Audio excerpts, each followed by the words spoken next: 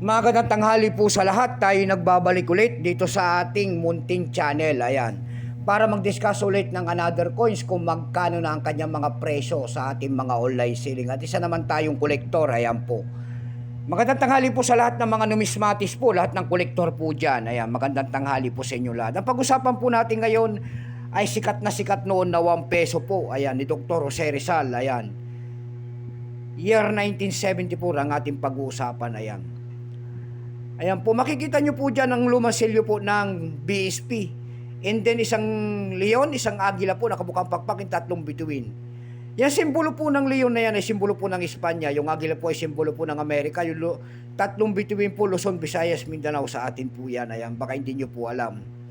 Bangko Sentral po in the Republika ng Pilipinas. Ito po yung na Jessica So, na sikat na 1 peso. Ayan. Pero sa ating realidad, wala pa pong bumibili ng mga ganito po. Ito po ay, kung ako ang tatanungin po, ay 10 pesos po ang ating bili sa per peraso po nito. Ayan. Yung iba po naman ay per kilo po. Baka hindi nyo po alam. Pero na lamang po yan kung error coins. Ayan.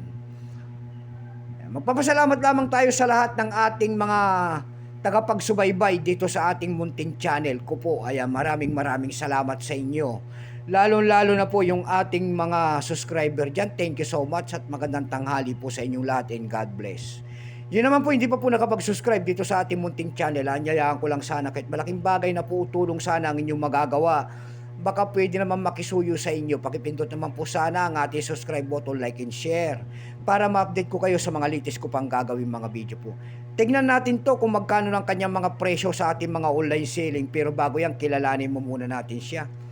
Issue po nito ay Philippines po, Period Republic, 1946 up to date po. Type nito ay Standard Circulation Coins Years, 1972 hanggang 1974. Value nito 1 peso, large type, Marcos. Currency piso, 1967 up to date po. Composition niyan ay nickel brass.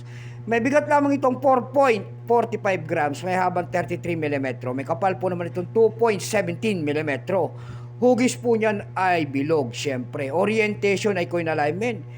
Itinigil naman ang paggamit ng Pilipinas sa barya na ito noong January 2, 1998. Number NDAS3749, reference number KMDAS203. Ito pong year 1974 na ito po ay Denver Men. Ayan, Denver Men and San Francisco Men. Ito po ay 38%. Ayan, kung ilang piraso naman ang ginawa rito sa barya na hawak natin, ito po ay 65,102,000 piraso po. Ay, sorry po. 65,102,178 peraso po. May presyo po yan doon sa ating numista. Binigyan na po ng presyo ng ating mga kolektor.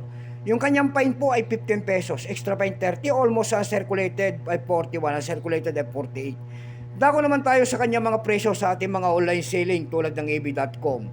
Sa ab.com po, mayroon tayo nakita nagbebenta doon ng $40 nito. Rare coins daw to. Meron na rin tayo nakita doon na $10. Meron naman tayo nakita doon na $9.49. Dako tayo sa Carousel PH. Sa Carousel PH naman po, meron tayo nakita nagbebenta doon ng 500 pesos. Nasundan po yan ng 550 pesos. Meron na rin tayo nakita doon na 400 pesos. Yung pinakamababa po ay 90 pesos ang bintahan. Ayan lamang po ang ating may babaging kanyang presyo. Keep safe po sa lahat and God bless.